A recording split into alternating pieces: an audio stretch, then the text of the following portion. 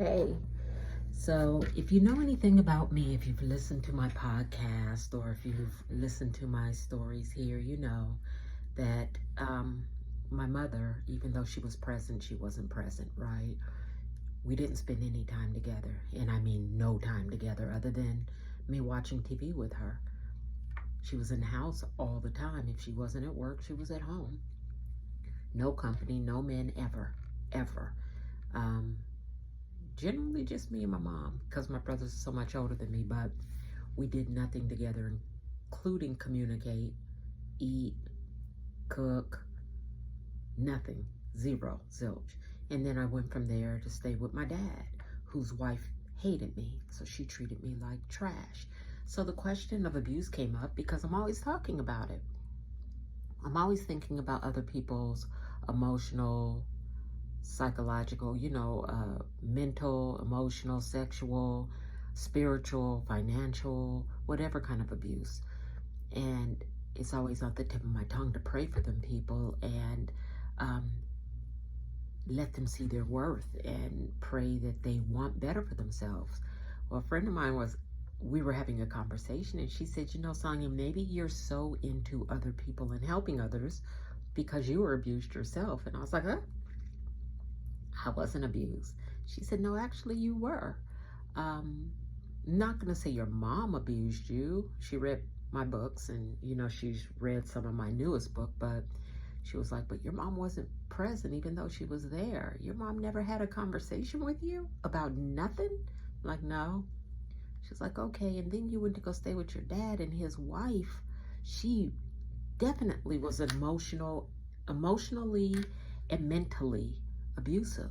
And then she tried to be physically abusive, which didn't work in her favor.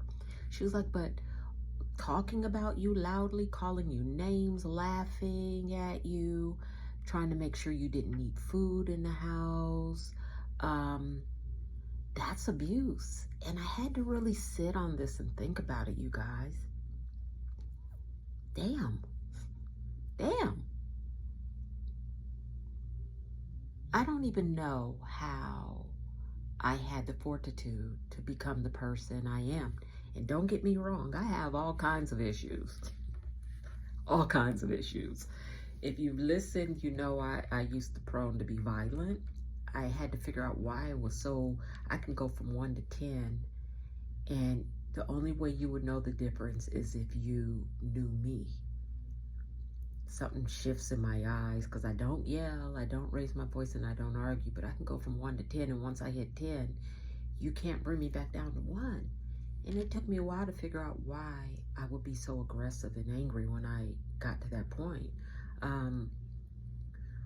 Also, I could get rid of a friend like I was throwing away a shirt that unraveled and couldn't be fixed. I could get rid of a friend like that. I could end a relationship like that. Somebody could literally be in love with me and I'd be like, all right, then I think I'm done with you. Next. With no thoughts or care about their heart or anything. And it took me a while to even realize why I was like that. And God refused to bless me with a real love until I looked at myself in the mirror and confronted my demons. And a large part of that was I didn't know how to love. And then, based on the way my dad's wife treated me, I felt like I wasn't worthy of love. So when somebody told me they loved me and started acting differently towards me, like more caring and more, it frustrated me. And part of me didn't think it was real. Another part of me thought, you know what? I don't need this in my life. I've made it this far without this love crap. I'd rather be with somebody who was cool as hell. We kicked it and we were just cooling down than somebody who said that they loved me. Because later on, what was it going to be? And I would just desert those people. Even friendships. So anyway, I really thought about what she said the last couple of nights. And she's right. I'm not going to say my mom abused me. My mom just wasn't present. My mom never whipped me. Never had a whipping in my life. She never with me, but she did. Well, god dang, because she did call me some names. Ugly, Bucky, because of my teeth. Blackie. So, I don't know, you guys. Give me your thoughts, but I do want to say growth is important. And it was extremely important for me to treat my kids totally opposite. And I wasn't a perfect mother, but I was a good mom. And I made sure to spend quality time with my kids and give them what they deserved. Make as great of a life for them as I could, to let them follow the desires of their heart and me celebrate it and be their biggest cheerleaders and sit down and have conversations with them about money, about life, about boys, about their bodies, church, love, speak positivity into their lives. And to this day, I will cut somebody from rooter to tutor if you mess with my kids, and they're grown. But my kids were the most important thing in my life.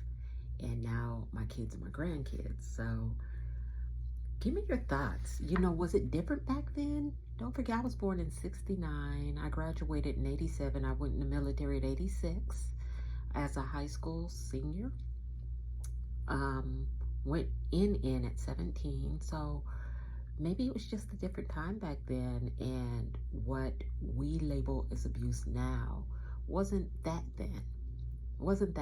Parents could just treat you any kind of way, slap you upside your head, punch you in your face, you know, and nobody thought twice about it because maybe you deserved it. But really, what kid deserves to be called names and to be talked down upon and, I don't know, showed a lack of love, you know? So anyway, she really made me think, as you could tell, the wheels are turning, but I'm good no matter how somebody sees it, even at this age. And I'm thinking, damn, was that abuse? And maybe that is why I have so much love and care for other people. I don't know. Give me your thoughts and tell me, how were you raised? Were you raised in a household with one parent, two parents, lots of love, no love, alcohol, drugs, abuse? We all have a story to tell.